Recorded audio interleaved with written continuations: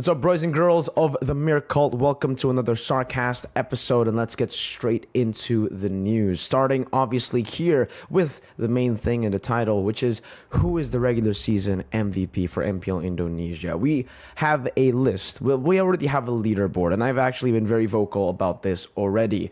The fact that we still have a voting session for MVP regular season, for me, personally doesn't make sense because they're already fighting for points. Every single one of the players here are already fighting for points in the league itself when they go for matches. If you guys don't know, again, there are MVP points distributed to the players, but depending on whether they get player of the game, player of the match, or player of the week. Player of the game, you get 1 point. Player of the match, you get 5 points. And a player of the week, you get 10 points. That is how it's distributed. And you can see here, I'm going to pop up the leaderboard. Boom. Here's the leaderboard up on your screen. Number 1, it's Kyrie leading the pack with 38 points. And then we have Auditizi with Naomi with 32 points. Dewa United's Watt with 31 points. And then Chidera and Rossi with 30 points, my bad. And then we have Albert, Super Ken, and Clay. As usual, for me, well, again, this is voting, right? So they will take the top 4, I believe. Yeah, they'll take the top 5, actually. So Kyrie, Audi, Naomi, Watt, and Chidera there. The top 5 together. And they will make you guys vote for it. Whether it's going to be Kyrie, Naomi, Audi, TZ, Watt, or Chidera. If you guys want to vote, the link's going to be in the description below. You can also vote for Mirko as best English caster. But yeah. For me, this has always been, like, when they introduced this whole voting thing, I didn't care about the voting. I always just voted for the number 1 in the standings. Season 10, it was Kyrie, and I voted for Kyrie. Kyrie won MVP regular season. Season 11, it was a robbery. Brands was number 1 in the MVP points. I voted for Brands personally, but a lot of people didn't. Most people didn't actually vote for Brands, and that's why Assange ended up being the regular season MVP. And this season, Kyrie's number 1 in the points. Fortunately for Kyrie, I think he has a lot of fans, so it's not really going to change. I personally will be voting for Kyrie. I mean, number 1, you know? I always vote for number 1. But yeah, so that's it. That's regular season MVP. If you guys want to see Kyrie or Audi or Naomi or Watt or Chidera win the regular season MVP, it's time to vote. Go and vote right now. Don't miss out because your favorite player might not actually win this regular season MVP because the voting actually matters. But all right, it's time to share with you guys all of my picks for all the awards. All right, while you guys are doing it, you guys can join in. I guess you guys can see what I vote for and see for yourself, and maybe you guys can tell me in the comment section who you guys voted for every single category. I'd love to know exactly what you guys think of every single category. We did this in a live stream, but not a lot of people did it together. It was only like around 500 people did it together with me.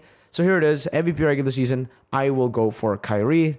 By the way, a lot of people tell me, Mirko, the link is in Indonesian.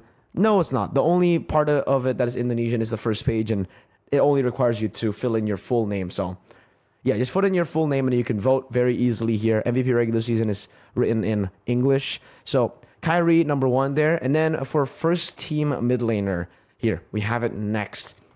For me, I'm just going to speed through all this. I won't really give you guys an explanation. Well, you know what? Fuck it. I'll give you guys an explanation when I think it's close. But here, I honestly don't feel like it's close. I think Sans is the best mid laner in Indonesia, possibly even the world right now. First team gold laner.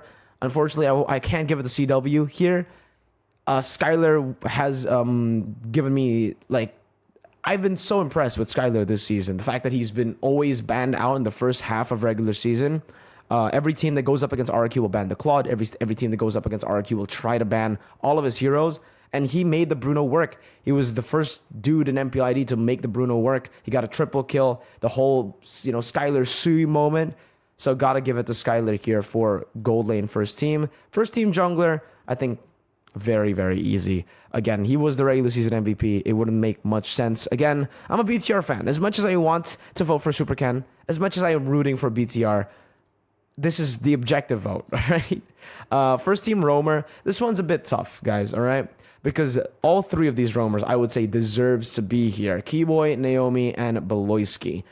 Let me know what you guys think on who you think is, the first team roamer. Most of you guys probably will go for Beloyski, which I think Yeah, again, he's been very, very impressive this season. Naomi has been very impressive as well, but I still feel like it's Keyboy deep down. He is just phenomenal, man. I mean, there's not much to say there. And here, it's either Banana or Boots, in my opinion. Both Bs, but I got to go with Boots. Boots was, for the first half of the regular season, I said that, he's kind of lost his individual play style. He's more of a team player, a utility player. He plays the heroes that just set up for the team. He doesn't shine individually. And then towards that later half of the season, started playing the Khalid, started playing all these like flashy heroes that started carrying the team, and he got a lot of MVPs from that. And it basically just shows me and a lot of people that he is a dynamic player. He's not just the utility player anymore. He's not just an individualistic player. He is the best XP laner we have in Indonesia right now. And I'm going to go for Boots. Most improved player. This is the award that Chidera won last year, and Chidera is nominated again. I personally have to give it to a boy. Big shout out to Banana, though, because I think Banana really, really deserves this as well. It's either a boy or Banana, in my opinion. These are the two guys that I would personally go for, but I think a boy just edges it a bit. A boy has helped this team rise so much, and he deserves an award, man. A boy is probably the most underrated mid laner in Indonesia right now. For Banana, he's been doing great. Seriously, he is very close. He's a very close second. I cannot, oh my, this was really tough, honestly, but I gotta give it to a boy. Banana, shout out to Banana. The guy improved so much, and I wouldn't be mad if he actually won this. Then we have the Rising Star here by Head and Shoulders, and Naomi is in the Rising Star category. So because Naomi is in here, I think it has to be Naomi. He's the best performing player out of all of these players. But if it wasn't for Naomi, I would actually give it to Niall here for Rising Star, because he truly was the Rising Star. A lot of people started to take him into account, started to finally give him the proper, started to rate him. He was very underrated. No one really expected him to do anything. Early on in the season, everybody was hating on him, saying he's garbage, he's greedy, etc. But he's really proven those haters wrong, and that's why I think Niall deserves it. But again, Naomi's here. I don't think you can contest Naomi. Come on. It's unfortunate for Niall. Then we're going for Rookie of the Season, and this is a very close call between the two. I think it's only between the two, by the way. It's only Niall and Audi. I don't think the others here are really contenders. Niall's really good. Started off really bad, ended out really good. Audi, very good from the start. I would say Audi is the reason RBL made it to playoffs. When you give this guy pick-off heroes, when you give this guy Kaja, Franco, or any hero where he can really put his hands on the game and have a say in the game, act as the matador for the team, he just shines, bro. This guy, as a Bigatron fan, I personally am pretty sad that this guy left Bigatron to join Rebellion Zion, because he's such a good talent. He is also, in my opinion, the main reason as to why Bigatron Beta won MDL in Season 6. Massive role he played in that victory. So, audit's easy for me for Rookie of the Season, even though Niall's my boy. And now we go for Best Indonesian Talent, etc. I don't think we need to go for that, but it's all your choice, guys, to go for Best Indonesian Talent, Best English Talent. Go and vote for Mirko if you guys are a chat. But yeah, that's it for the awarding. We're going to move on to the next topic, which is the sudden news. Ladies and gentlemen, finally, we've gotten confirmation that MLBB China will be joining the M5 wild card. Here you go on your screen right now. You can see it together with. We're just gonna stay on this page for a while. China will participate in the M5 wild card in Malaysia. This has been a big topic that a lot of people have been talking about. A lot of people have been speculating. Me myself, I actually got a leak that they will be participating a month before this this announcement. I've just been keeping my mouth shut. But yeah, China moving into M5. It's crazy, and these are the teams that will be competing for one slot. So I've seen a lot of people here. Let's put it on the screen first. China will be participating in the M5 wildcard taking place in Malaysia. The last slot will be awarded to one of the following teams. So I've seen a lot of people in the comment section say, yo, Mirko, so 4 Chinese teams will be in M5 wildcard? No. 4 of these teams will compete, and one of these teams will qualify to the wild card, boys. All right, so it's Nova, LL, KBG, and MYG. I'm sorry. I think LL is long gaming. KBG is Keep Best Gaming. Nova Esports and MYG. I don't know what MYG stands for, but yeah, this is great news, I would say, for the MLBB community. It shows you that it's growing outside of Southeast Asia. MENA is also, started to gain some traction. A lot of these newer regions are starting to develop, and I think ISF 2023, for all the mistakes that they made, the ISF has really given a chance for all these other regions to start performing and start showing their skills in the international stage. Saudi Arabia played extremely well last time. Mongolia as well, with obviously MENA, Egypt. And honestly, I just can't wait to see what Wildcard has in store for us with China joining in. Again, these are going to be new players, by the way, folks, right? They don't have MLBB before this. So most of their players will be players from other MOBAs that are stepping into the MLBB world for these teams. Nova, LL, KBG, and MYG. They have a month to prepare from this point, right? November is when it's going to start. Well, late November, so technically around 2 months, around 60 days or 50 days, give or take, is the time they will have to practice. China's been real scary in every MOBA game that I've watched, and honestly, just can't wait to see how they perform in MLBB. I don't know if they can adapt that fast into the game and perform that well in their first ever international championship. I will have to say, guys, keep your expectations low, because they only have 2 months to prepare. If they surprise us, goddamn. But if they don't, I think it's quite normal. The fact that they only have 2 months to prepare to go up against teams who've been in here for years. Malaysia, runner-up, will be in M5 wildcard. So, again, big teams will be in wildcard, guys. Mongolia as well, who's been popping off. So, yeah, keep your hype low, guys. Don't overhype them as well. But all right, we're gonna move on to the next topic, my dudes, which is the MPL Malaysia situation. This one's really weird, guys. So if you guys don't know, I'm gonna put the standings here. Yeah, that's the standings for MPL Malaysia, guys. As you can see, Team Secret has a better match win-lose, but it apparently doesn't matter because they have a new system in place, and I will be reading the system in place right now. So there's going to be playoffs format, etc. Get ready for this, guys. We're going to be putting it on the screen as well. Dear MPL Malaysia community, several discussions over the playoffs format, the regular season tiebreaker, and our operational and promotional content quality have been raised, and we would like to address these concerns. As one of the longest-running esports leagues in the nation, MPL Malaysia is home to many outstanding talents and players who have made their mark on the world stage and have rewritten history time and again for medal events.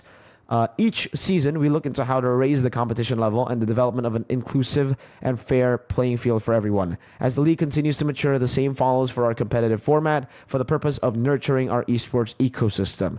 3 items will be highlighted. Playoffs format, regular season tiebreaker, and operations and promotional content. Let's move on to playoffs format. In Season 11, the teams outperformed themselves and showcased their abilities to be worthy international contenders. This season focused on attempting to optimize the team's performance, but upon dialogue and feedback received from the teams on the lower bracket and upper bracket final schedules, we agree that this may not be the best way, as 2 matches per day can be taxing on the players. If you guys don't know, in Season 11, Homeboys had to play like the lower bracket into the grand finals the entire time, so they had to like play 10 games total, which is quite crazy. We had that same issue with MPL Indonesia Season 8 when Onyx played 12 games in one day, but they ended up winning.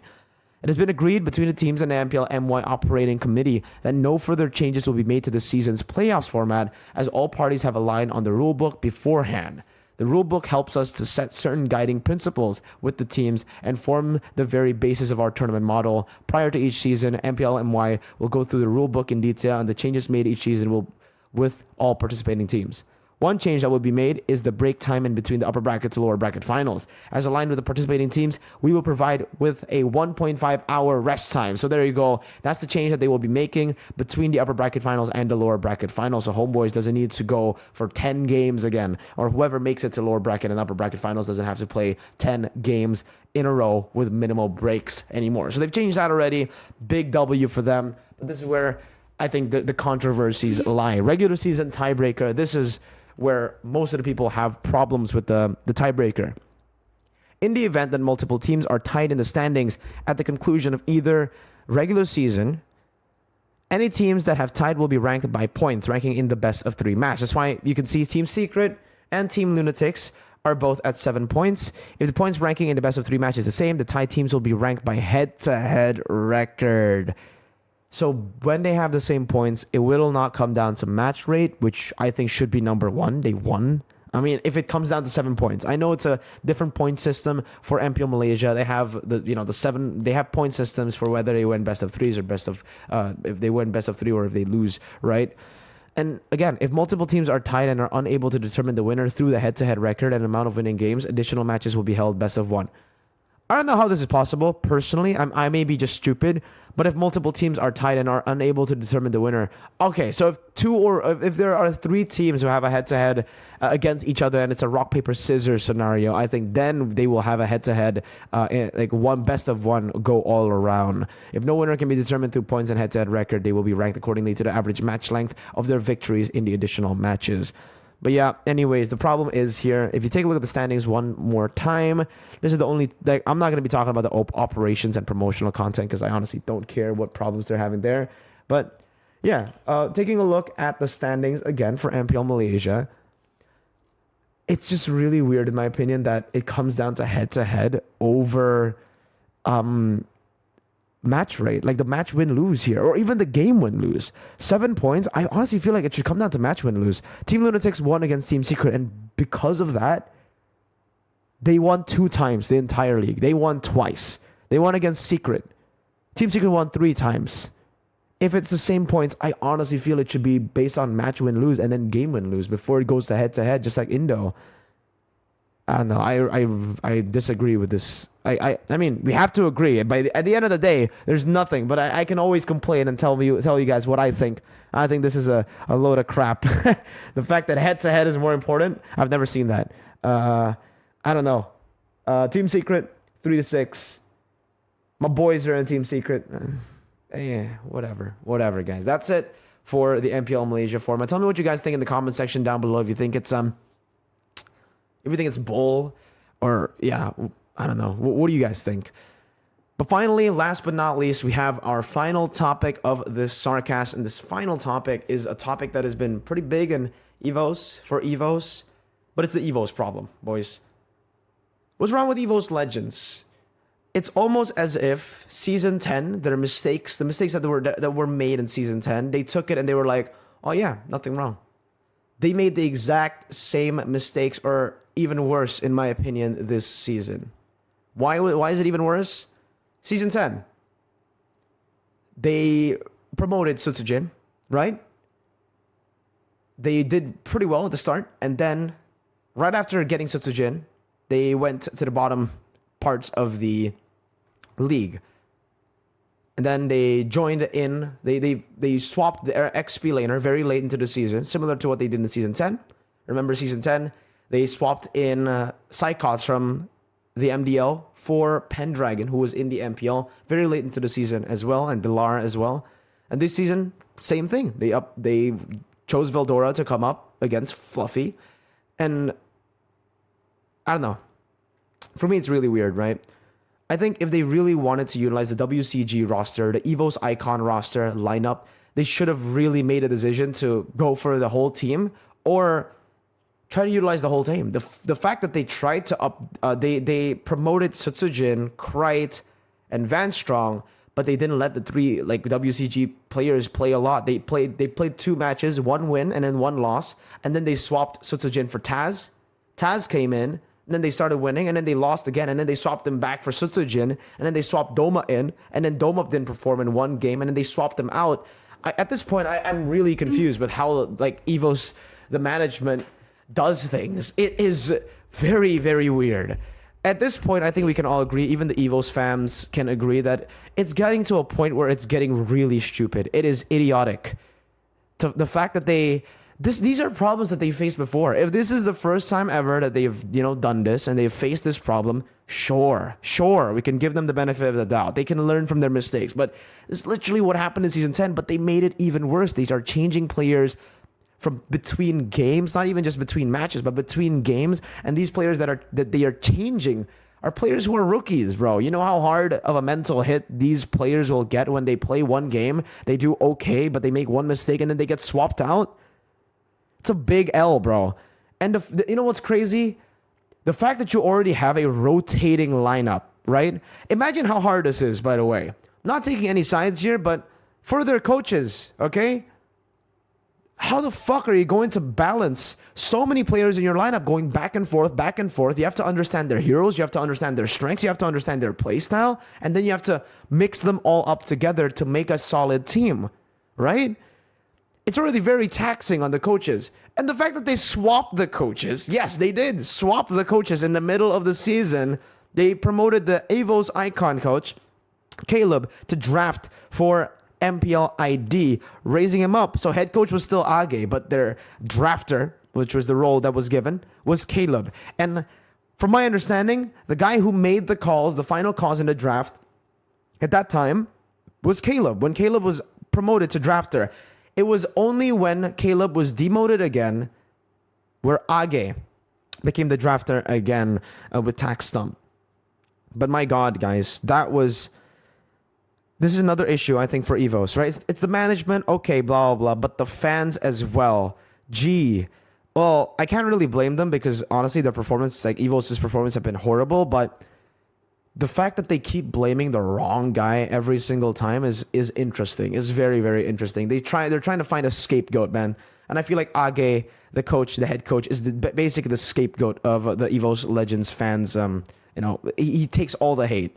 When Caleb was drafting, when the Ikshe gets picked, when all these random picks get picked, like the Badang as well, they all blame Age when Caleb was the drafter. I'm not saying you should hate on any of these guys. None of these guys deserve the hate. You can hate on them.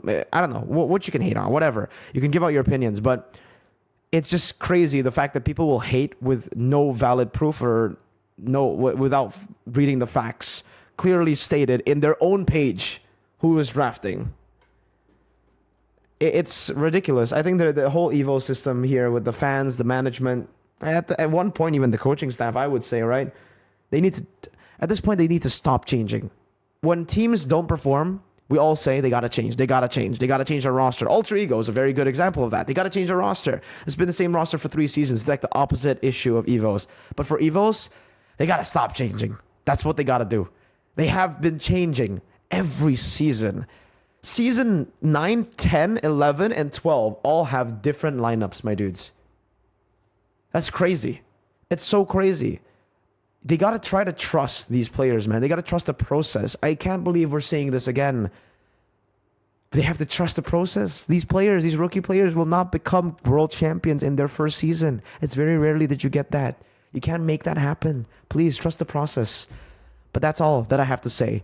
If someone from EVOS watches this, hopefully all the criticism that I give out here gets listened to. Hopefully you don't take it personally because it's not a personal situation. It's just me giving out my opinions on all these things. But yes, ladies and gentlemen, that's it for the SarCast episode. Let me know what you think in the comment section down below about all these topics. You guys can tell me as well about the whole Delar situation because, yeah, I think Delar leaving EVOS has got to be a part of that situation, right? The reason he chose to leave. Delar's a very nice guy. He's a very patient guy. And the fact that he decided to leave because he got some hurtful words,